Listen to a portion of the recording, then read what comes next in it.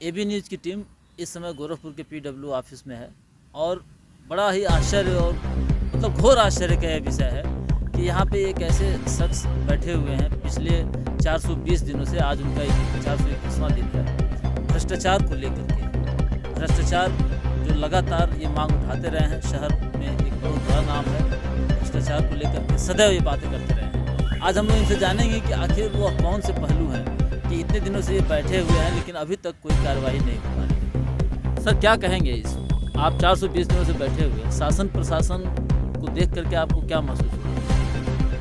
हमें इस 420 दिनों के सत्याग्रह संकल्प जो लोग इसमें भ्रष्टाचार के विरुद्ध तीसरी आंख मानवाधिकार संगठन के प्रतिनिधिमंडल के नेतृत्व में दिया जा रहा है, इस पर शासकीय प्रशासकीय कार्यशैली से ऐसा प्रतीत हुआ है कि लोकतंत्र या लोकतांत्रिक व्यवस्थाएं या तो इन संगठित गिरोह के अपहरण का शिकार है या ये उसके अस्तित्व को समाप्त करने पर आमादा हैं। आज जहाँ तक इनकी समाप्त करने की आमादा की स्थिति है वो चरम पर पहुँचती नज़र आ रही है। कहीं ना कहीं सरकार जीरो टॉलरेंस की बात करती है भ्रष्टाचार पे, बावजूद इसके खुद सीएम सिटी गोरखपुर में इतने बड़े स्तर पे, बड़े पैमाने पर ये सब चीज़ें हो रही हैं, लेकिन कोई जिम्मेदार देख क्यों नहीं रहा है, बोल क्यों नहीं रहा? क्या इसके पीछे कारण नज़र आ रहे हैं?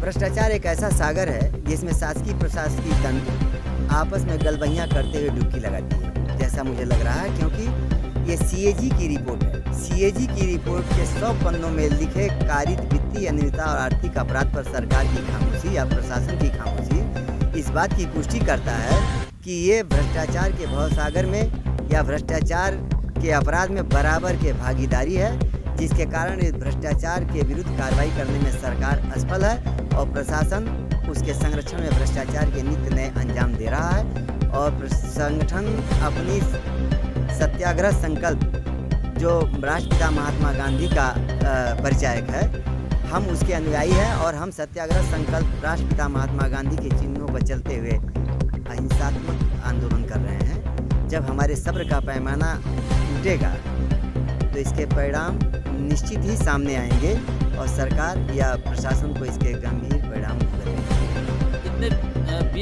420-21वें दिन को अगर देख लिया जाए तो यहाँ जिस ऑफिस में बैठे हुए उसके हेड कितने बार आपसे मिले? हेड को तो यहाँ बैठना मेरा गवारा नहीं हो रहा है। आरंभ में कितनी बार धमकियाँ भी प्रत्यक्ष रूप से दी गई, जिसकी प्रशासन और शासन को लिखित जानकारी दी गई। भ्रष्टाचारी कभी ये नहीं चाहता कि भ्रष्टाचार उजागर करने वाला उसके सामने कोई बैठे उसके भ्रष्टाचार को उजागर करे, क्योंकि भ्रष्टाचार उसका मूल मुद्दा होता है।